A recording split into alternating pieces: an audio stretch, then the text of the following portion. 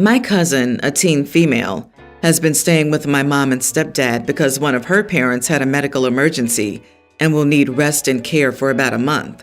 My cousin will be here while that goes on. I don't visit my mom or stepdad much anymore because, in my opinion, they're huge idiots who don't deserve kids. Since my cousin has been there, I've been visiting more to keep an eye on her. She's staying in what used to be my old room and now the spare bedroom. The thing about this room is if the window is open, the door will slam even when you close it gently. This must have happened to my cousin, and my stepdad took the door off for slamming it. This has happened to me before when I was a kid. I was lucky enough to have a father threaten to beat his butt if I didn't have a door to change behind, especially with the room being right across from the parents. Also, I'm nearly 99% certain my mom and stepdad knew about the wind. They're just idiots. So since that happened with my cousin, I came over one day and started taking pics of the door, pics that show that the parents can see right through it from their rooms. They obviously ask what the heck I'm doing, and I tell them, I said I'm taking pics for the police and CPS. They ask why, and I said because stepdad is acting like a creep, making a little girl stay in a room with no door where she must change, and you idiots have the perfect view into her room. It's a week later now and the door is on. My cousin's been texting me that they treat her much better now, and my stepdad won't even talk to her. She's grateful for that. It might have been a bit extreme, but I didn't know what would get these people to stop, other than the threat of the government and people thinking bad about them. Am I the idiot for threatening my stepdad so he would give my cousin's door back? Edit. She's not allowed to change in the bathroom. No one's been allowed to since I was a child. They say it's to prevent dirty clothes from being left there, and since the only toilet is in there, they don't like it for that reason as well. Your stepdad absolutely sounds like a piece of crap, and unfortunately, your mom is not much better. What kind of person takes the door away from someone, especially a young teen girl, if you don't have ulterior motives? Not the idiot, and I wish I had the cash to send you a muffin basket. My room at my parents' place had the same open window and door slam problem. My dad's solution was to have a door stopper, not remove the whole darn door. Privacy is much more important than the occasional accidental slam. I'm glad you've made it known that you're willing to ensure that cousin is treated with more consideration than those two family members were willing to show her. Poor kid. Good thing you're around to help protect her. Sucks all the adults in your lives are garbage people. Everyone's the idiot. Growing up poor with relatives, we changed in the bathroom for privacy. I'm not saying I know your folks and their intentions, but in the South, it's not uncommon for parents to take down the door as a punishment. I've done it to both my sons and both my daughters when they were being sneaky with electronics, violating curfews for phones and gaming, etc. Bad grades or behavior, it wasn't common, but was done with good intent. A few months ago, my 29 male, girlfriend 28, was celebrating a drinking holiday with her friends. She was excited for me to come and celebrate, but in the weeks leading up to it, I told her I don't like drinking, especially during the day, and I'd come for the parade, then go hang out with a close friend that I hadn't seen in over 6 months. She said she was fine with this. We mutually agreed upon a time I would pick her up later that evening. The day of the event, after I left the parade while she and her friends went to bars and continued drinking, she called me 3 hours earlier than the time we agreed on to pick her up because she didn't want to stay out. As kindly and gently as possible, I asked if she could wait just one more hour because I had only been with this friend for 45 minutes, to which she replied, "Fine, I'll just walk home." 30 minutes later, she called again and asked what time I was going to be there. Instead of standing my ground, I left to pick her up, still 1.5 hours before our previous agreed upon time. When I went to pick her up, she was extremely rude, saying I didn't care about her. It was extremely quiet until she said, "I should have just gone home with my ex, who I saw at the bar. I'd be having more fun." She also said, "You're not fun anymore," and "There's something really mean I can say about you, but I'm not going to say it." I broke down crying and told her I didn't deserve any of this. Her excuse the next day was that she was blackout intoxicated and was upset with me. Well, the next week we were talking about crying and she said, "I saw you cry last week," in a very nonchalant manner, meaning she was lying about being blackout intoxicated. It's been 2 months since then, and I just can't get over this. Generally, the relationship is good, but this circumstance has made me investigate other things she said since then, more critically. Am I the idiot for not being able to get past what she said and let it bleed into our current relationship? We've only dated for 5 months, and she tells me to get over it, more or less. Sorry, dude, but there are red flags everywhere. She's nearly 30 and partakes in drinking holidays, whatever that means. Bringing up her ex when intoxicated or angry says she would have had more fun going home with him. Now actively bringing up your crying in a non-compassionate way, I assume to shame you? There's something really mean I can say about you, but I'm not gonna say it. And this? Dude, do you really want to get married to a girl like this? Not the idiot. She sounds like she hasn't evolved past school. Explanation. Drinking holiday refers to holidays like St. Patrick's Day, when people go out after the parade and drink the day or night away. And it's just fine to enjoy those well into life, so long as you don't let drinking interfere with grown-up responsibilities. In fact, occasionally cutting loose is quite healthy because it lets you blow off steam and reset yourself. However, girlfriend has a mean streak. You have every right to be upset when someone is mean to you and tells you to get over it. If she's like this after only 5 months, you're in trouble because it'll probably get a lot worse. My brother is 29 and has been with Leah for about 2 years. We all like her. She's super nice. I'm getting married next April and sent an invite to my brother's apartment. We decided to send invites to households rather than individuals. For example, our aunt received an invite for her family rather than for each individual. Last Thursday, we met at my parents' place. It was just the core family because of some tax reasons, LOL. While there, I asked my brother about Leah's dietary restrictions. I know that she's a vegetarian for health reasons and that she can't have certain raw vegetables. He said she wouldn't come, and he was taking his girl best friend, Amanda, instead. Now, their relationship is weird as heck. Amanda's always been stringing my brother along, in my opinion. He always denies having feelings for her, but let's be real here. Amanda would date other guys and blow off my brother, and then when things were declining with their partners, she would be attracted to him again. Her last boyfriend broke up with her right around the time my brother, his then ex-girlfriend Amanda, and her ex were supposed to travel to Spain. What did my idiot brother do? Go with Amanda alone, because Amanda was uncomfortable with his ex-girlfriend. Obviously, he acted blindsided when his girlfriend broke up with him. I didn't even say anything anymore because it was all so weird. So when he said that, I asked if Leah had other plans, but my brother said that Amanda had asked if she could come because it would be an opportunity to finally see the old gang. We were in the same friend group in high school. I told him I would have invited Amanda if I wanted her there. Amanda's mean and cold. She always makes disparaging comments about other girls. At every event, around 1 hour in, she'll make some sort of scene that either has her running away crying or sitting mad at a table, telling everyone to leave her alone, and then making a cryptic comment about something hurting her. I told my brother I was revoking his +1, and Amanda was not coming to our wedding. He accused me of being misogynistic and bigoted because I don't understand opposite gender friendships, which is BS. My husband has a female childhood friend who's his best woman. I love her too, and she's been amazing. And she respects boundaries. She's always included me and made a huge effort when I started dating my fiancé to integrate me into the friend group. Anyway, I said my decision was final.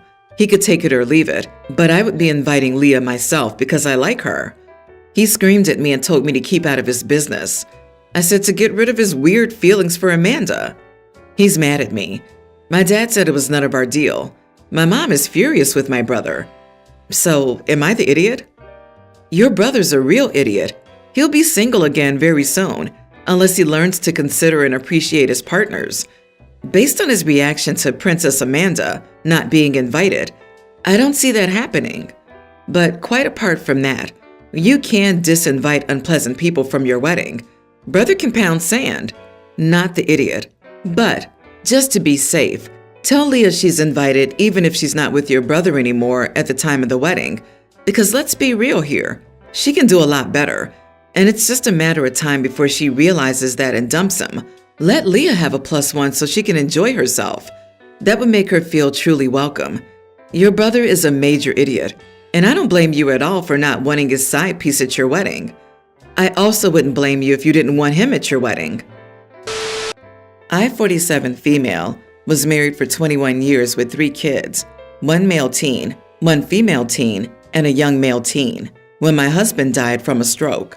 My husband was a great man who always tried his best.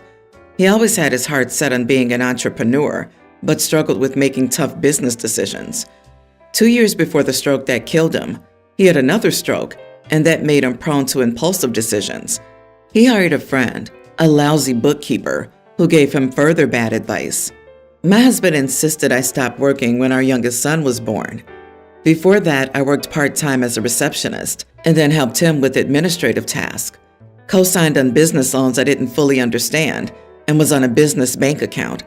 I supported him through the lows, and when one business failed, and then he started another. My youngest son, Mark, is severely autistic. My husband died with a lot of debt and a lot of negligence in terms of bookkeeping and taxes. I tried parlaying my unique experience into being the head of admin of a household with an autistic kid to executive assistant roles or school jobs. Still, besides being a noon aide job, the schools were not hiring. My sister invited us all to stay with her and share household expenses, but she told me about a few months in that her tween daughter was afraid of Mark, and my brother-in-law started claiming Mark's expenses were an excessive burden. They said Mark needed to leave, which translated to me having to leave, but I had $120 in my account then. They evicted us, but it's only on my record, 4 months ago, and my kids and I had to first live in a car and then in a shelter. My sister then calls my older kids behind my back and tells them that if they can continue to keep their room clean as before and pull their weight around the house, they could move back in. Then she and my kids exchange texts, and then they complain about how dealing with shelters and motels has affected their brother. My kids then tell me they want to move back to their aunt's house. I tell them she evicted me, and by extension, all of us, and if she doesn't want me or her brother there, then she doesn't want any of us because we're a unit. Despite that, they continue to want to live with their aunt. I asked them, what kind of mom would I be if I just gave my kids away to somebody else? And I didn't understand why they weren't angrier at their aunt and uncle for saying their younger brother was a burden and how them hurting him hurt me and them too. I told them if they wanted to go, they had arms and legs, but if they made this decision, I know that their brother would feel like they were traitors, and I felt betrayed too. Am I the idiot? They're still with me, and I really, as a mom, feel it's unthinkable to just be separate from my young kids and still feel like I like to tell them a hard no, that they need to stay with me because we're a family, even when times are a bit tough now. I've got a feeling your oldest two believe you're punishing them for failing to have financial security. Your husband's and your responsibility. Having support for the youngest, having a place to stay, your emotional manipulation, calling them traitors for wanting some resemblance for normality and stability is something they'll always remember. And it won't take much more and/or longer until their breaking point. Then they'll decide if it's worth being around you. Keep in mind that they are old enough to understand, and in a couple of years they'll be legal adults, and you won't be able to force anything from them. You are the idiot. I don't know, man. I can totally see my narcissistic mom spewing crap like that. She legit called me a traitor for staying with my father when they divorced, and she moved out. I was over the age of 18, and crazy enough, I'd rather stay in my nice home with my dog than go move into a tiny one-bedroom apartment with her. OP, you keep saying that as a mother, the number one priority is to keep your family together. Wrong. The number one priority is keeping your family safe. You're only thinking about yourself. Love is unselfish. Love means you want the best for the child, even if the best isn't you. Don't force your kids into homelessness. That's actually insane. Instead, be deeply grateful that your bills are reduced by 2 mouths and that those kids are way better off where they are. I'm sorry for the way that your life is gone, but you are the idiot. Don't force these kids to give up a chance at success in life just because you can't offer that to them. My nearly adult male, mom has 2 older kids, 24 male and 23 male. We don't have the same father. Growing up, they always made it known that they didn't like me and that I wasn't their brother. I was always hurt by it, but after a while, I just stopped caring. They were never nice to me, and as they got older, they kind of stopped visiting my mom, and when they would visit, they'd ignore me. Once my mom gave birth to my little brother, toddler, they started visiting more, and their relationship with my mom and stepdad improved. Seeing them interact and play with my brother always made me upset because they're always gentle and caring when it comes to him, but were always so hateful towards me. It's not that I want my brother to be mistreated, it's just that I wish they were like that with me as well. I have nothing but hate for them, and my mom knows this. The thing is, my mom wants to go on a family vacation in July. July is when she has her birthday, and she wants to spend it with her family. I didn't realize this meant her older kids would come as well this time. We went on 2 vacations before my brother was born, but her older kids never came. This would be the first trip we would have with my brother, and since she's close with her kids now, she thinks it's good for them to come. I don't agree. I mean, I don't care if they come, but I don't want to go if they're going.